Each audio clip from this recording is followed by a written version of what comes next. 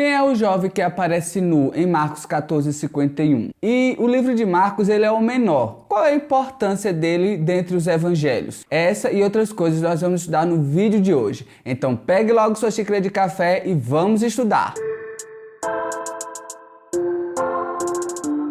Vamos começar falando de João Marcos, o autor desse evangelho. Jesus, quando ele vai fazer a sua ceia, ele chama 2 dos seus discípulos e manda ir até a cidade. Quando chegasse à cidade, eles iam encontrar um homem com um vaso de água na cabeça. Jesus manda que eles seguissem esse homem.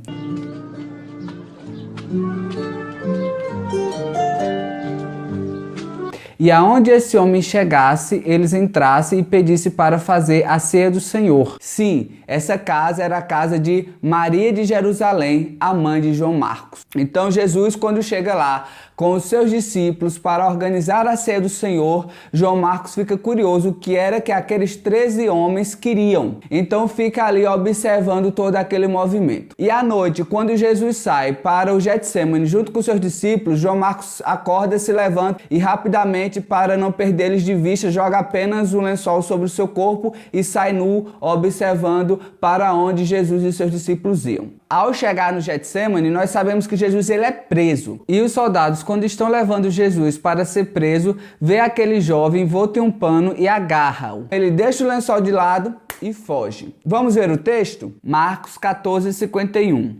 E um jovem o seguia, envolto em um lençol sobre o corpo nu, e lançaram-lhe as mãos, mas ele, largando o lençol, fugiu nu. E porque nós acreditamos que esse é o João Marcos que saiu da sua casa, rápido da cama, coloca o lençol e observa o que é que Jesus vai fazer no Getsemane. Primeiro, João Marcos ele é o único que relata. E isso é óbvio. Se você está em uma situação de perigo, você não vai observar os detalhes. Você simplesmente quer fugir daquele local. Segunda coisa, estava escuro, então ninguém estava vendo as pessoas direito. Então como era que se ia saber que era um jovem que estava nu em toda aquela confusão? Então João Marcos, ele é o que relata porque ele é o que estava naquele momento, naquela situação específica. Outra coisa que nós devemos prestar atenção é que os discípulos, eles estavam dormindo.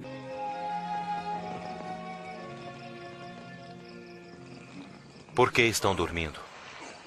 Então, como era que nós saberíamos os detalhes que ocorreu no Getsemane? Através de João Marcos, que estava acordado observando tudo. Se esse era João Marcos, por que aquele no alto se denominou? Eu era aquele que estava seguindo a Jesus envolto em um lençol. Acredito pela vergonha, para não dizer na sua carta que ele fugiu nu. Realmente é um constrangimento. João Marcos ele conhece então o evangelho desde muito cedo. Nós sabemos que ali toda a região onde Jesus estava ouvia falar do evangelho de Cristo. João Marcos ele fica tão curioso que ele observa Jesus quando chega na sua casa e os seus discípulos ainda vai para o Getsemane. Nós sabemos também, segundo a história, que a casa de João Marcos foi palco do dia de Pentecostes. Foi lá onde 120 pessoas estavam reunidas e foram cheias do Espírito Santo. João Marcos ele é testemunha ocular daquele tão grande discurso que Pedro fez, aonde milhares de pessoas se converteram ao Senhor. Nós sabemos também que a casa dele foi palco das primeiras reuniões cristãs. João Marcos foi um jovem que viu a igreja primitiva florescer desde a sua raiz e recebe o chamado do Senhor para o campo missionário. A primeira viagem missionária de João Marcos ocorre com seu tio Barnabé e o apóstolo Paulo. E quando eles saem para a primeira grande viagem missionária, na metade da estrada, João Marcos ele fica atemorizado com os desafios que tinham no campo missionário e acaba voltando para casa. Perigo! Ouviram bem?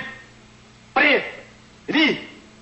Abandonando Barnabé e Paulo sozinho na batalha. Quando Paulo resolve, junto com Barnabé, então, empreender a segunda viagem missionária, Barnabé, claro, quer levar consigo Marcos, que é seu sobrinho. Então Paulo argumentou que ele não poderia ir, não poderiam confiar em um jovem que não tinha segurança emocional e espiritual para enfrentar os desafios no campo missionário. E essa história está registrada em Atos capítulo 15. Vamos dar uma lida? Alguns dias depois disse Paulo a Barnabé: tomemos a visitar nossos irmãos por todas as cidades que já anunciamos a palavra do Senhor. E Barnabé aconselha que tomasse consigo a João Marcos. Mas Paulo parecia razoável que não tomasse consigo, que desde a Panfilha se tinha apartado deles e não os acompanhou naquela obra. Então nós vemos aqui Barnabé dando esse conselho e Paulo rejeitando. E se você for prestar atenção no versículo de número 39, houve uma tal contenda entre eles que se apartaram um do outro. Então quase chegaram mesmo a um embate muito sério. Então resolveram um ir para um lado e outro ir para o outro. Eles se afastaram sim. Barnabé junto com João Marcos vão para uma banda e o apóstolo Paulo, se eu não me engano, com Silas, vai fazer as grandes viagens missionárias em outras regiões. Dessa situação nós tiramos algumas conclusões. João Marcos foi abandonado por Paulo, o grande líder da igreja, mas o seu tio continua com ele, investindo em seu ministério. Não foi uma desistência, não foi uma fraqueza emocional e espiritual que fez Deus desistir daquele jovem. Nós sabemos que Barnabé, o nome dele, na verdade, é José. Era apelidado de Barnabé. E o que é que significa Barnabé? A expressão Bar, na língua judaica, significa filho de. Por exemplo, quando a Bíblia fala que Jesus curou o cego Bartimeu, nós não sabemos nem o nome dele. Só sabemos que ele recebeu a cura do Senhor. Na verdade, ele era apenas o filho de Timeu. Bar, filho de Timeu. Quando Jesus chama Simão Bar-Jonas, está chamando na verdade o filho de Jonas, e não era um sobrenome daquele homem. Então Barnabé significa filho da consolação. Barnabé tinha esse apelido porque ele era um cara que sabia chegar junto de quem estava espiritualmente fragilizado, dar um conselho, trazê-lo para a fé, alimentá-lo espiritualmente, encorajá-lo para a obra do Senhor.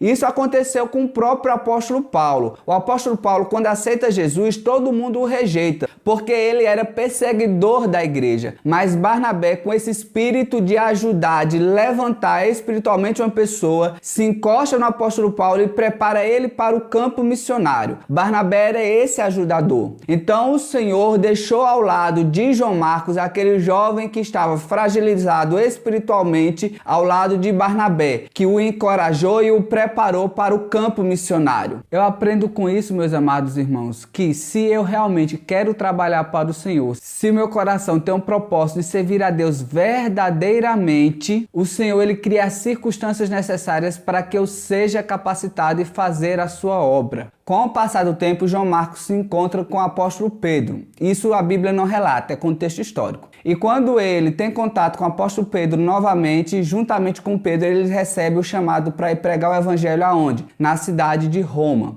E aí eles vão para a cidade de Roma falar de Jesus Cristo. Mas quando chega em Roma, Marcos persiste em continuar pregando o evangelho ou ele volta para trás? E aonde foi realmente que Marcos escreveu o evangelho do Senhor Jesus Cristo? Se você ficou curioso com esses outros detalhes, nós vamos fazer outro vídeo. Esse ficou muito longo e eu achei melhor dividir em duas partes. Essa primeira parte nós aprendemos mais sobre Marcos. Na segunda parte nós vamos aprender o contexto, para quem foi escrito e qual motivo ele foi escrito. É isso, meus amados queridos, que eu tinha para trazer para você nesse vídeo. Quero agradecer a você que ficou até o final desse vídeo. Peço que você se inscreva e que também me siga lá nas redes sociais. Eu vou deixar por aqui na tela o meu Instagram para que você possa me seguir.